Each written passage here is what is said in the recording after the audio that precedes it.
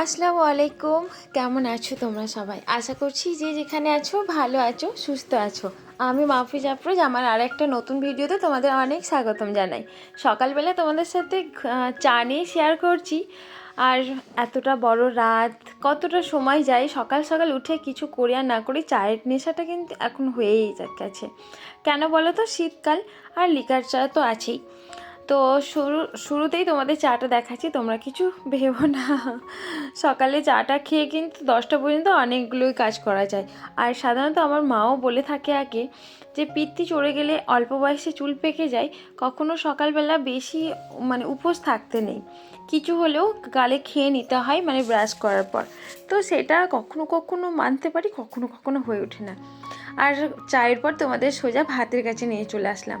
আসলে কি বলো তো, আজকে তাড়াহুড়োর মধ্যেই রান্নাটা করেছি, আর বুঝতে পারছো চা থেকে শুরু করছি উঠতে বেশ বেলা হয়ে গেছে। অফ ক্যামেরাতেই রান্নাটা সেরেছি। আজকে ছিল মাছের তরকারি, আর জানো তো আমার বাবুটাও মাছ দিয়ে খায় না, যার ফলে দেখো মাছও নিয়েছি। আর মাছের লেজেটা ও খেতে ভালোবাসে, কি বলে তো, ঘি দিয়ে খাচ্ছে। মাছ খেলে মাছের তরকারি খাবে না, তো মাছ ভাজা খাবে, তা আবার ন্যাজা খাবে, যার মধ্যে এত কাঁটা। ও বেছে বেছে হলেও খাবে, আমাকে এখানে খাইয়ে দিতে হচ্ছে। আর ও স্কুল যাবে বলে কিন্তু বেরিয়ে পড়েছে, আর আমি ক্যামেরা নিচ্ছি, ও বারবার বিরক্ত বোধ করছে, জানো তো।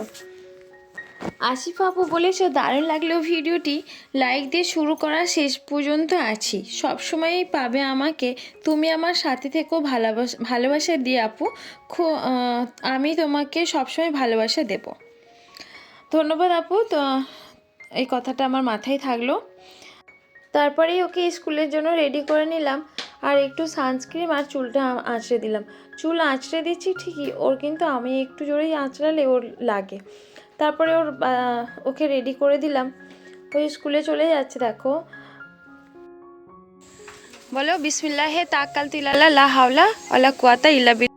ওকে রাস্তায় সাইকেল চালানোর দোয়া, বেরোলে যে দোয়াটা পড়তে হয় সেই দোয়াটা পড়িয়ে দিলাম, আর আল্লাহর ভরসা ওকে ছেড়ে দিলাম। আজকে যেহেতু কেউ নেই, একাই যেতে হয়, প্রায় মাঠের উপর থেকে, শ্মশানের উপর থেকেই যেতে হয়, তো একটু আমার ভয়ও করে, তাই একটু দোয়া দরুদ পড়ে এরকম রোজই করে নিই। আর এই যে তারপরে চলে এলাম কিন্তু চশমার দোকানে, তোমার দাদাবাবুর চশমা না পুরো হারিয়ে গেছে।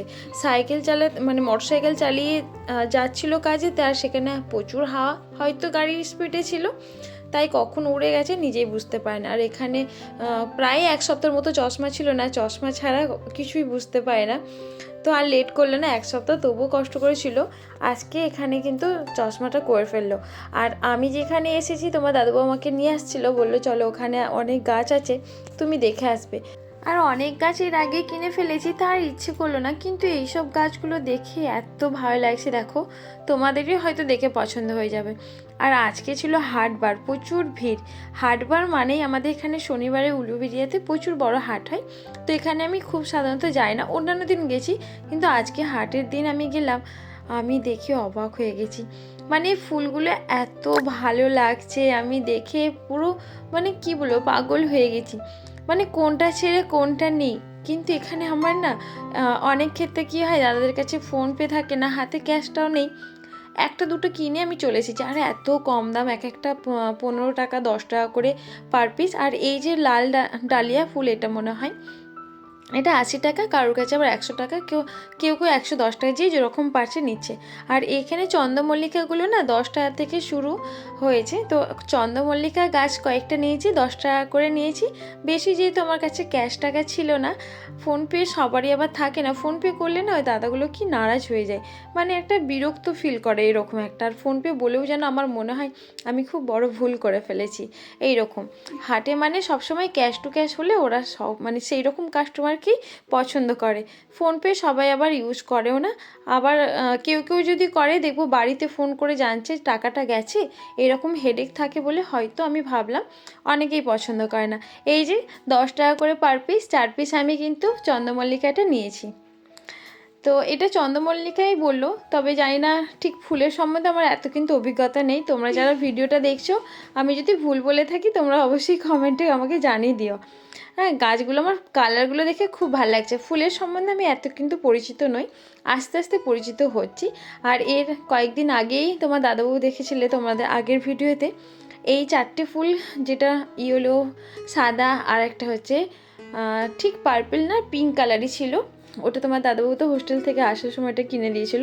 আর এইখানে একটা দাদু, যে আমার হাতে যে গাছটা দেখছো, একটা দাদু দেখে আমার খুব মায়া লাগছিল, একদম রাস্তার ধারে বসে আছে, এত বড় বড় গাছ 10 টাকা করে পার পিস দিচ্ছে, আর সস্তায় আবার দাদু এমনি বসে আছে দেখে না আমার মায়া লাগছিল, তাই আমি ওখান থেকেও 3টে গাছ নিয়েছি, বেশি নিতে পারি না। আর ওই যে সমস্যা, ফোনপে সবার নেই আবার।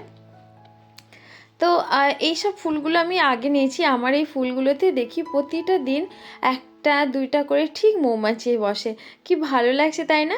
এই ফুলটাও আমি নাম জানি না, তবে তোমরা নাম জেনে থাকলে অবশ্যই তোমরা কমেন্ট করে জানিয়ে দিও এটা কী ফুল। কি ভালো লাগে এই জায়গাটা আসলে পারে, আর শীতের ফুল ফুটলে পারে সত্যি ফুলগুলো দেখে না মন ভরে যায়। জানি না তোমাদের কীরকম হয়, আমার তো বেশ ভালোই লাগছে ফুলগুলো দেখে। নিজের বাড়ির জিনিস নিজেই হয়তো বলছি, তো তোমরা খারাপইও না, মানে ফুল দেখলে সবারই ভালো লাগে তাই না? তো এখানেও কয়েকটা দিনে দেখলাম, কালকে আমার জল দেওয়া হয় না গাছগুলোতে, আজকেও আমি কিছু জল দিয়ে নিলাম।